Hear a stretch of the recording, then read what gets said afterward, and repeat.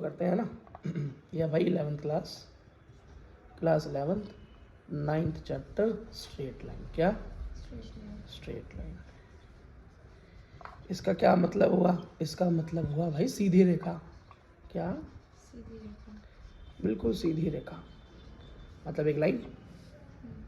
ठीक, देखो एक लाइन में कहीं भी खींचूं, एक लाइन में कहीं भी बनाऊं, कहीं भी कैसे भी, जैसे मैंने एक लाइन ये ड्रॉ किया है, एक अगर मैं ऐसे लाइन ड्रॉ कर दूं, तो इस दुनिया में, इस मैथ्स की दुनिया में, इस साइंस की फिजिक्स की दुनिया में उसका कुछ ना कुछ कोऑर्डिनेट्स होंगे होंगे, नहीं तो मैं उसकी डायरेक्शन ही नहीं पता लगा पाऊंगा, उसका मैग्नीट्यूड नहीं बता पाऊंगा। अभी डायरेक्शन और मैग्नीट्यूड क्या होता है? डायरेक्शन का मतलब है किस दिशा में है वो, मैग्नीट्यूड का मतलब है उसकी वैल्यू क्या है, कितनी बड़ी कितनी छोटी है। उसकी कोऑर्डिनेट्स अगर मुझे ना पता हो, मतलब कोऑर्डिनेट्स क्या होते हैं?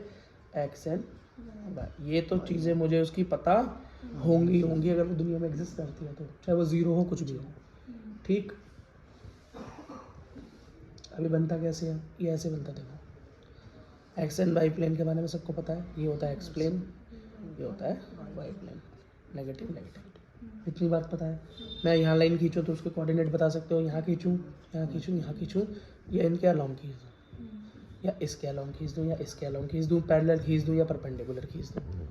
ठीक, तो यही सब हमको पढ़ना है कि सीधी रेखा को मैंने कैसे बना दिया, कैसे कर दिया। ठीक, एक और चीज़ समझो, कोऑर्डिनेट ज्योमेट्री तो भाई हम 10th क्लास से पढ़ते आए हैं।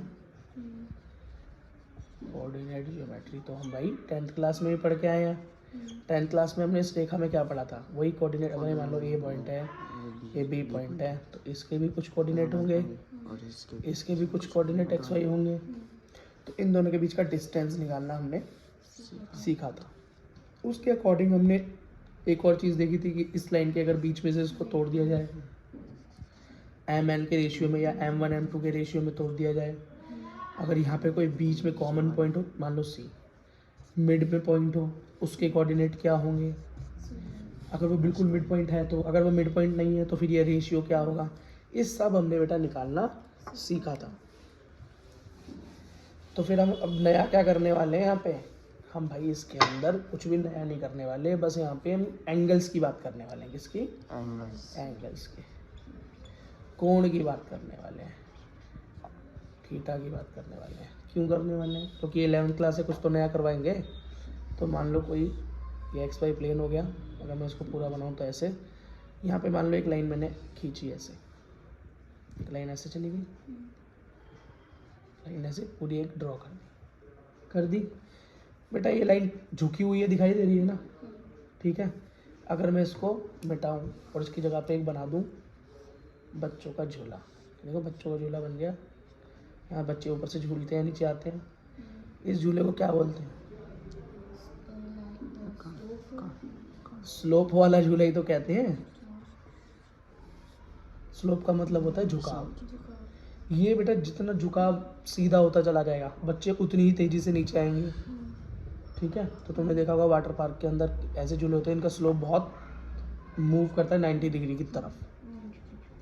ठीक है, कैसा? क्लॉकवाइज, क्लॉकवाइज चलता है, तो स्लोप बढ़ती चली जाती है ना, और स्लोप घटती चली जाती है। ठीक है, समझ में आया? तो बेटा स्लोप क्या है? झुकाव। क्या? झुकाव। झुकाव को हम एक चीज़ और बोलते हैं, क्या? बोलो, इसमें एक टर्म और आता है इस चैप्टर के अंदर, क्या है? एक और है, सोचो। इंक्लिनेशन। क्या? बेटा इंक्लिनेशन का ही मतलब तो ये डिग्री बताता है कि कितने डिग्री पर झुका हुआ है ये। को ट्रिग्नोमेट्री ऐसे नज़र आ रहा है, इसलिए बेटा यहाँ पर जो घुस जाती है चीज़ें, वो क्या घुस जाती हैं? ट्रिग्नोमेट्री। इस चैप्टर में आपको ट्रिगो भी देखने को मिलेगी। अब ट्रिगो का कौन सा एंगल यहाँ पर यूज़ होगा? हम मान के चलते हैं ये हमेशा 90 डिग्री का एंगल बनता है, तो मैं हमेशा यहाँ पे बेटा कौन सा? 10 का एंगल फाइंड कर चलता हूँ।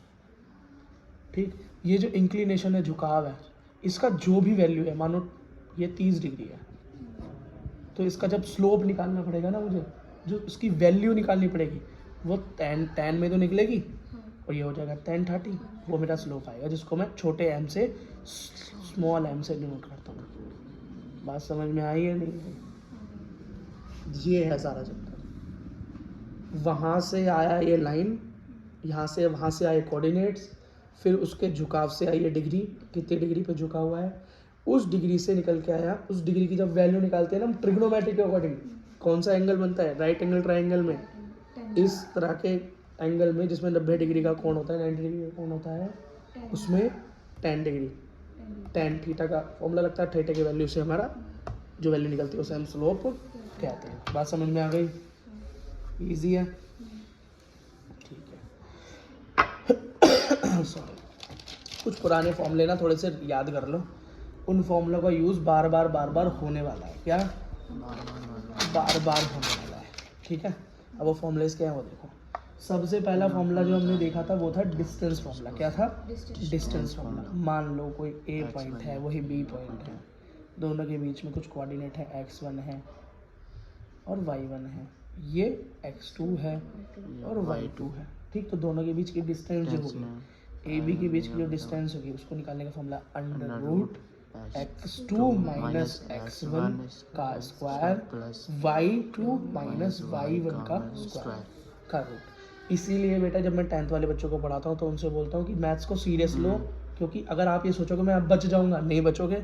अगले क्लास में फिर वही पढ़ना पड़ेगा और उससे ज़्यादा पढ़ना पड़ेगा और उसी के ऊपर पढ़ना पड़ेगा। जिसको बेटा इसमें दिक्कत थी उसका तो ये स्ट्रेट लाइन चैप्टर समझ लो कि मुसीबत है उसके लिए फिर ये चैप्टर, क्योंकि उसको प्रैक्टिस ही नहीं है कोऑर्डिनेट भरने की। तो यहाँ पे तो कोऑर्डिनेट देख देख के भरने होते हैं। अब बेटा मैं किसी से बोलूँ कि ये कोऑर्डिनेट है, मान लो ये XY प्लेन पे कोई पॉइंट है जो कैसा है? ऐसा है। क्या हो गया? Y एक्सिस के पैरेलल हो गया, समांतर हो गया, Y एक्सिस के समांतर हो गया। बेटा इसका जो कोऑर्डिनेट बनेगा क्या बनेगा बताओ?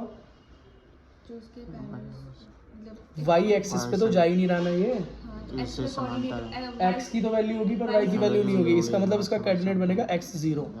अब ये बात जब मैं क्वेश्चन सॉल्व करूंगा आगे, तो ये मैं बिना, जब ये कंडीशन होगी तो बिना बताए जब वैल्यू पुट करूंगा, अगर तुम्हें पता होगा तो तुम समझ जाओगे, अगर तुम्हें नहीं पता होगी ये बात तो तुम वहीं पे कंफ्यूज हो जाओगे। अगर तुमने पूछ लिया तो अच्छा, और अगर तुमने शर्म से या नहीं पूछा किसी वजह से तो वो चीज़ निकल गई और वो क्वेश्चन आपके कभी समझ आया ही नहीं। और क्वेश्चन छोड़ो, फिर उसके बाद इंटरेस्ट ही खत्म हो जाता है।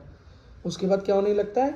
इंटरेस्ट खत्म होने लगता है बेटा, ठीक है। तो इंटरेस्ट को बनाए रखने के लिए एक तो सवाल पूछना बहुत ज़रूरी है। कई चीज़ें हम पहले नहीं पढ़ पाते, गलतियाँ हो जाती हैं, तो हमें पूछ लेना चाहिए। अगला देखो, ठीक। और कुछ चीज़ें समझ में आ जाए तो फालतू सवाल भी नहीं करने चाहिए, उससे भी डिस्टर्बेंस बनता है। कुछ बच्चे ओवर स्मार्ट बनने के चक्कर में बहुत क्वेश्चन करते हैं, है ना। देखो मान लो PQ है, PQ ले लो, AB ले लो, कोई फर्क नहीं पड़ता।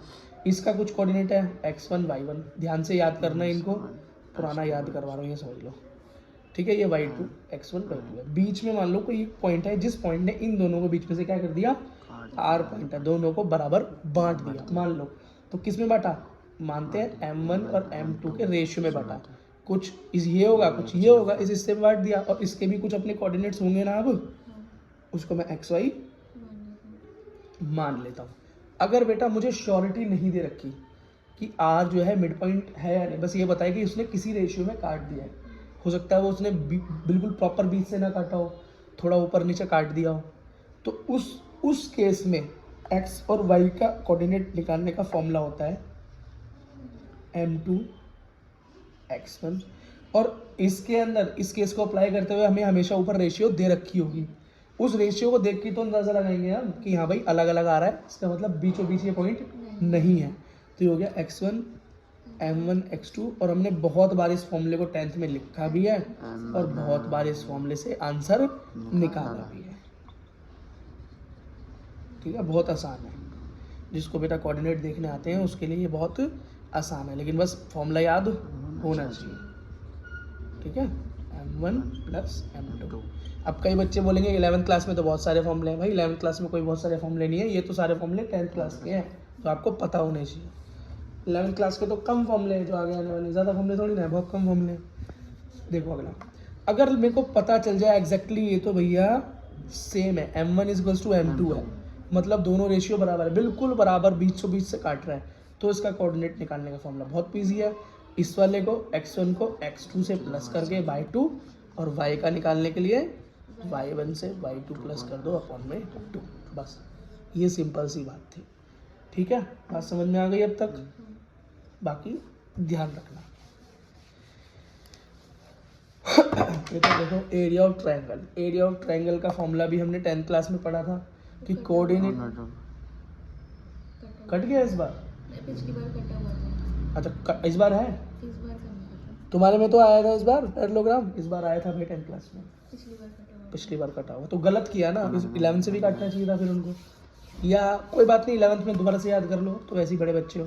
तो बेटा एरिया ऑफ ट्रायंगल अगर कोऑर्डिनेट से निकालना हो, मान लो एक ट्रायंगल दे रखा है, इसका एक पॉइंट है ए, एक पॉइंट है बी, एक पॉइंट है सी, इसके कुछ कोऑर्डिनेट है मान लो x1 y1, इसके कुछ कोऑर्डिनेट है मान लो x2 y2, इसके मान लो x3 y3।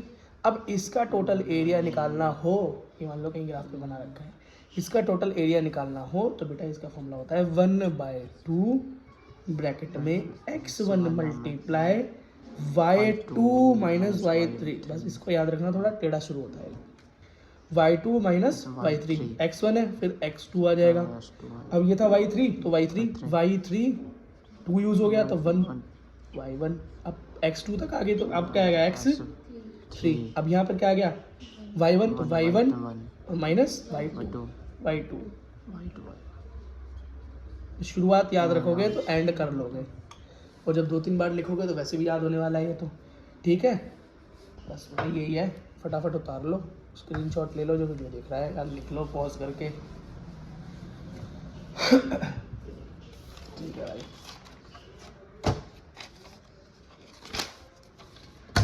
ठीक है बेटा। अब कुछ और चीज़ें देख लो, कंडीशंस देख लो, हम किस तरीके से लाइनें खींचते हैं, किस तरीके से लाइनें खींचते हैं। बेटा नॉर्मल XY प्लेन समझ जाना, जब मैं ऐसे बनाऊँ तो ये XY प्लेन है, पॉजिटिव वाली साइन ले रहा हूँ। मान लो एक लाइन मैंने यहाँ पे ऐसे खींच दी, ये किसी ना किसी एंगल पे झुकी हुई है ना, देखो तो कुछ ना कुछ एंगल बना रही है, ये कुछ ना कुछ एंगल बना रही है। मैंने क्या बोला था, एंगल इंक्लिनेशन होता है, झुकाव होता है, क्या होता है, इंक्लिनेशन होता है। अब उसकी रियल वैल्यू निकालने के लिए हम स्लोप का यूज़ करते हैं। 10 को ऐड कर दो अगर एंगल के साथ, तो आपको वैल्यू स्लोप के रूप में मिल जाती है, इंक्लिनेशन की रियल वैल्यू मिल जाती है। उसको स्मॉल m से डिनोट करते हैं, स्लोप को स्मॉल m से डिनोट करते हैं। तो कह सकते हैं m is equals to tan theta. Easy है ना? ठीक है, अगला केस क्या है? अगला केस ये है, केस नंबर, दिखाओ इधर दिखाओ, केस नंबर 1। अब इसमें केस आ गया, केस नंबर 1। क्या केस आया भाई? केस ये आया कि एक लाइन खींची हुई है। क्या किया हुआ है? एक लाइन खींची हुई है, ठीक है। उस लाइन पर ही 2 पॉइंट है, उस लाइन पर 2 पॉइंट्स हैं। मान लो PQ पॉइंट्स हैं, इसके कोऑर्डिनेट है x2 y2 और नीचे x1 y1, ठीक है, कोई दिक्कत नहीं है। तो इस केस में स्लोप कैसे निकलेगा? अच्छा, इस केस में स्लोप निकालने का फॉर्मूला तो ये दिखाई रखा है, लेकिन बेटा अगर हमको सिर्फ लाइन के कोऑर्डिनेट दे रखे हो और बता रखा हो लाइन 2 पॉइंट से होकर निकल रही है, 2 पॉइंट दिख रहे हैं ना तुम्हें, 1 और 2, अगर कोई लाइन 2 पॉइंटों से होकर निकल रही हो फिर उसका स्लोप पूछा जाए, लेकिन एंगल दिया ही ना हो। एंगल अगर दिया हो तो हमको किसी और चीज़ की ज़रूरत नहीं है, 10 में लगाओ और आंसर पाओ, ठीक है, 10 में लगाओ और आंसर पाओ। लेकिन यहाँ पर तो कोई ऑप्शन बचा ही नहीं, यहाँ तो एंगल है ही नहीं, यहाँ तो ये बता रखा है 2 पॉइंट से होकर लाइन निकल रही है, स्लोप बता दो जी। तो भाई इसको निकालने का फॉर्मूला होता है m is equals to y2 minus y1। बहुत ईजी है, याद कर लोगे, x2 माइनस x1। क्या मुश्किल है से याद कर, ईजी है ना। 2 ही कंडीशन आ सकती है स्लोप निकालने की, और कौन सी कंडीशन आ सकती है? एक वो कंडीशन है, एक ही कंडीशन है, और तो कोई कंडीशन है ही नहीं।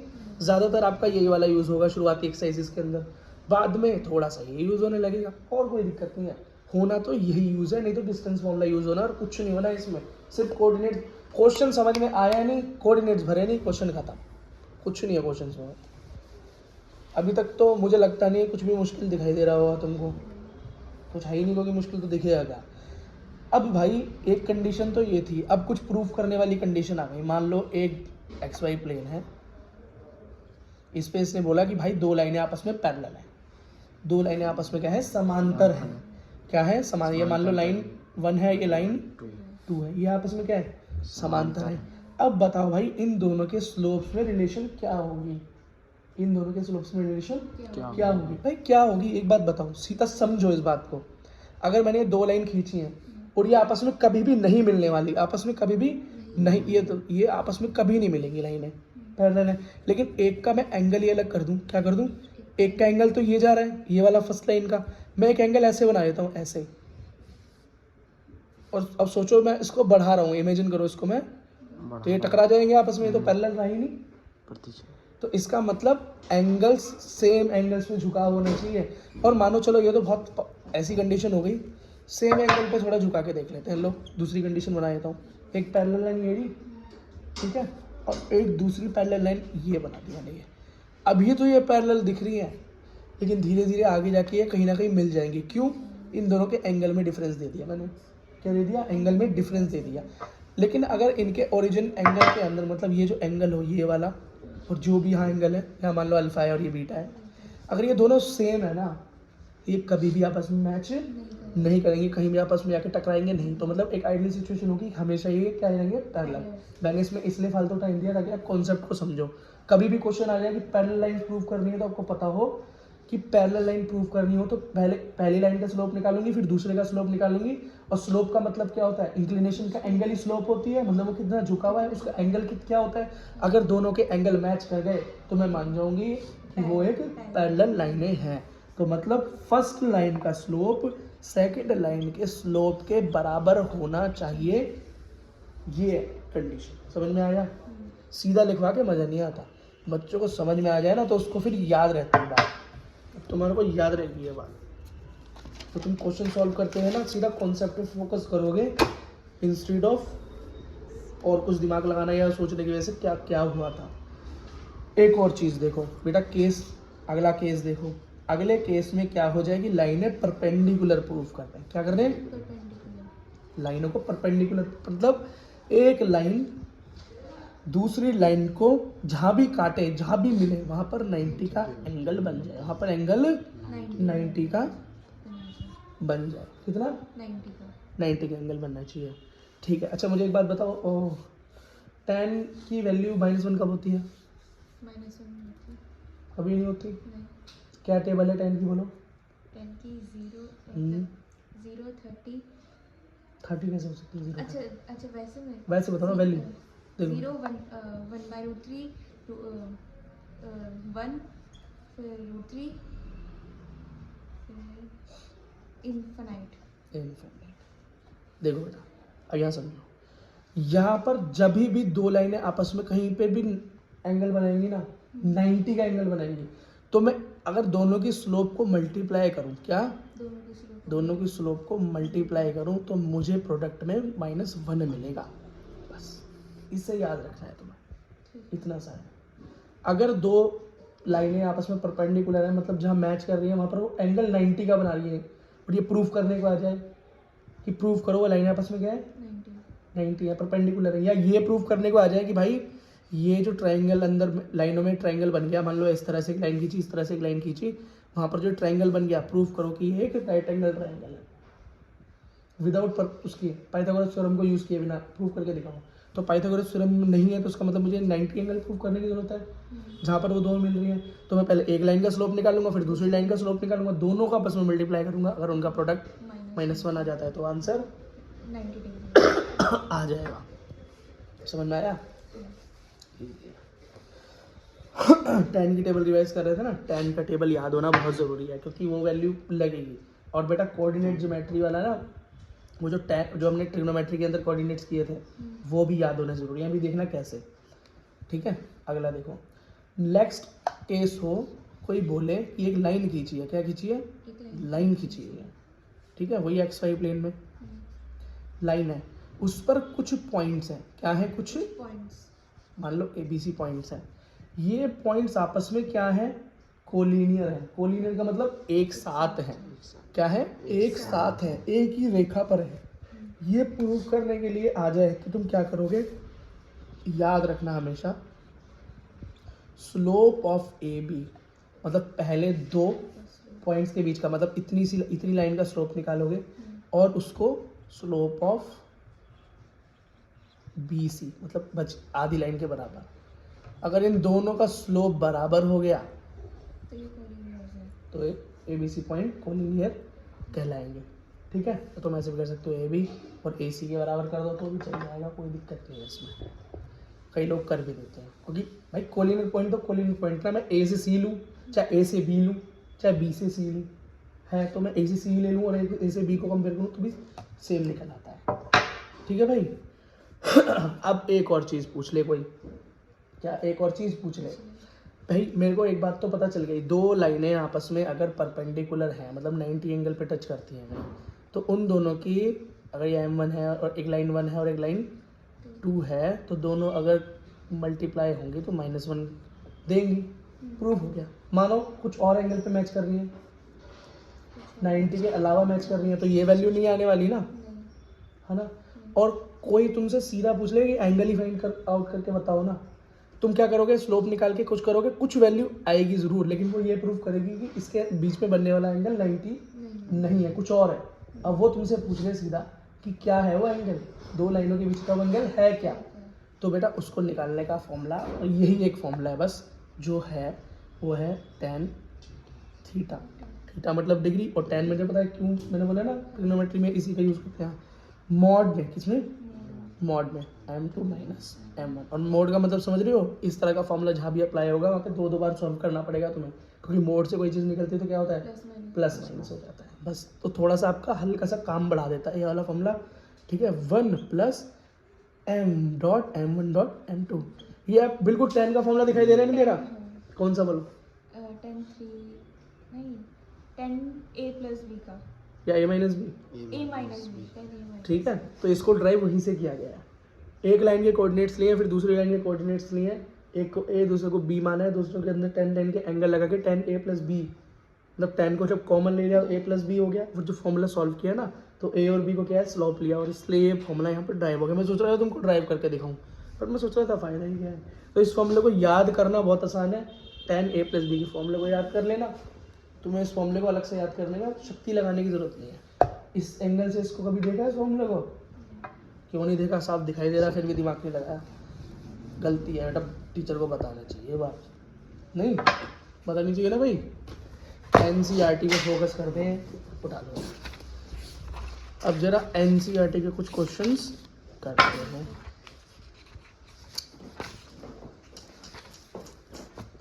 बहुत इजी है।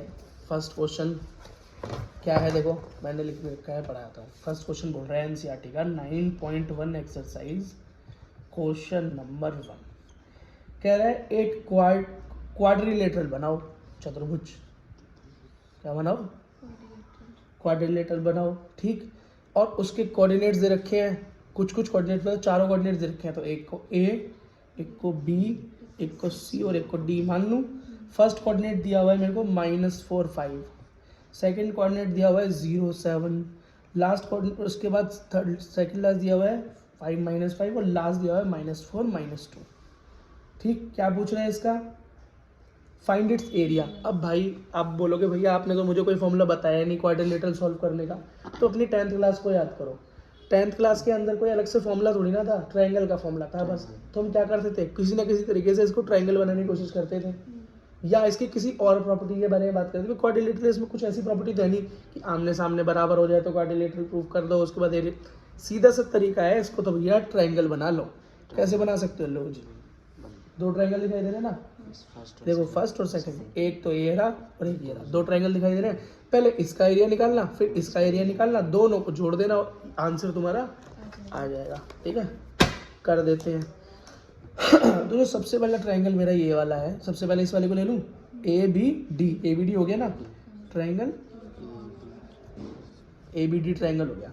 अब ABD के अंदर first coordinate, second and third coordinate ये हो गया, तो ये क्या हो गया, एक अगर मैं लूँ यहाँ लिख देता हूँ, चलो ABNC अगर मैं लूँ तो A हो गया मेरा -4 5 0 7 और -4 -2, इसको मैं क्या लूँ, x1 y1 x2 y2 x3 y3, यही तो हुआ, ठीक है भाई, समझ में आ गया।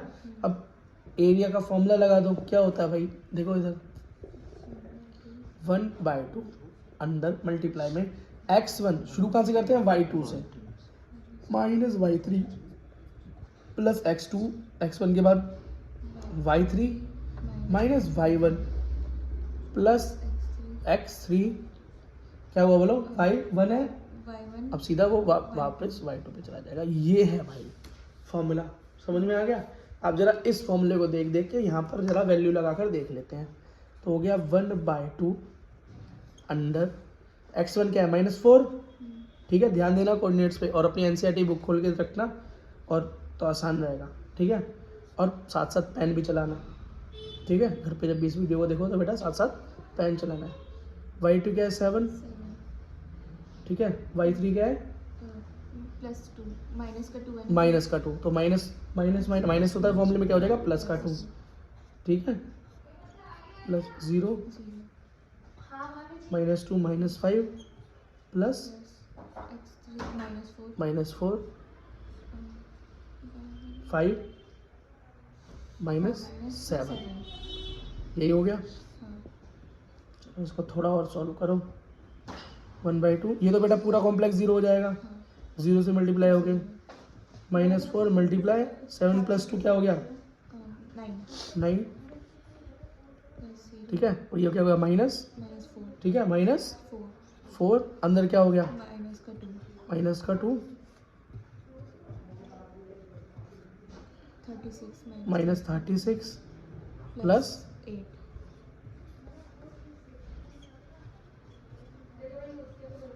क्या आया 28, 28 से गया 14, क्या आया -14 14, उसमें माइनस प्लस कुछ नहीं होता, ये निकला है तो 14। इसका कितना निकला बेटा 14 स्क्वायर यूनिट बोलेंगे, स्क्वायर, ठीक है। अब ऐसे ही हम जरा पॉइंट्स बदल के सेकंड को कर लें, सिर्फ ये मैं यूनिट्स और ये पॉइंट्स बदल देता हूँ, क्वेश्चन वैसा का वैसे ही रहेगा।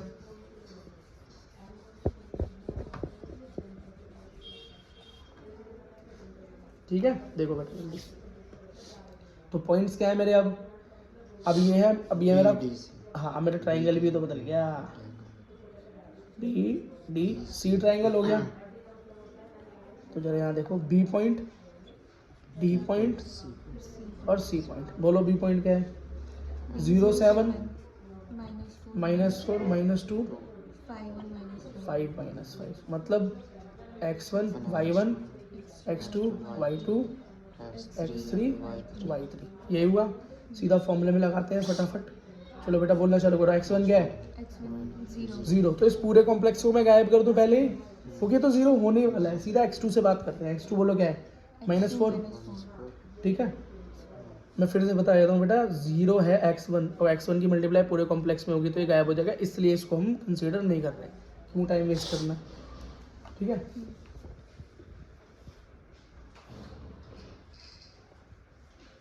ठीक है, चलो बेटा अंदर करो, हाँ डन। -5 -7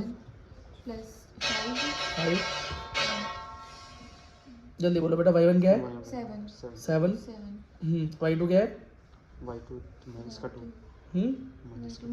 माइनस का 2, कितना तो प्लस का 2, कितना होता हो गया प्लस का 2, मतलब 1/2 माइनस का 4, क्या हुआ बेटा जल्दी बोलो, माइनस का 12, ये क्या हुआ बेटा 9, ठीक है।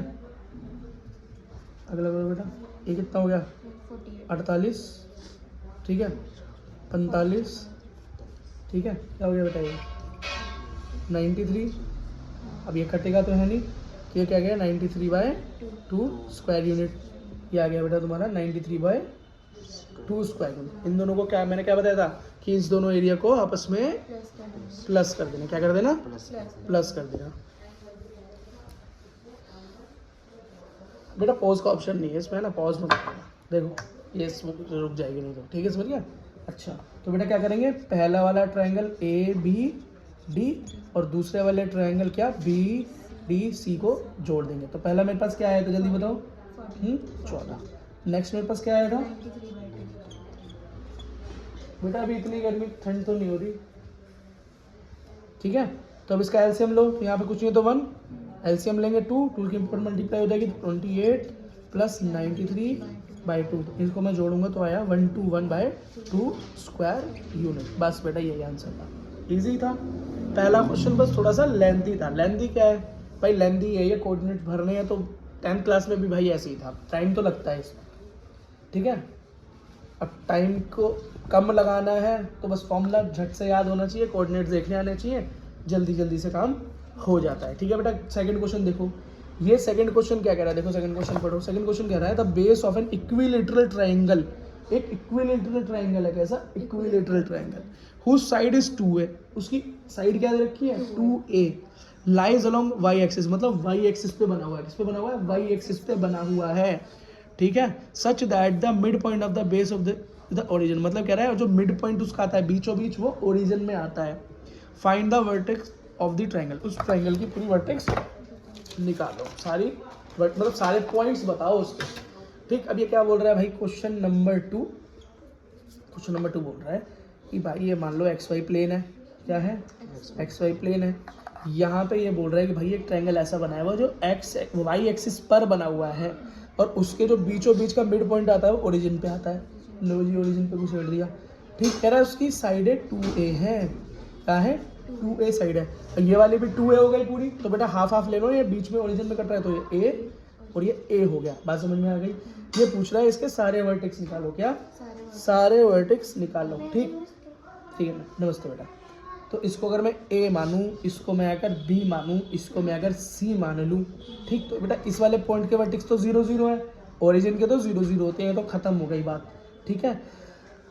अब बी पॉइंट के जो भी ओरिजिन होंगे ये किस पे, वाई प्लेन पे है, तो क्या 0 होगा, एक्स 0 ही होगा, और बेटा जो है ए कुछ होगा तो ए ले लेता हूँ।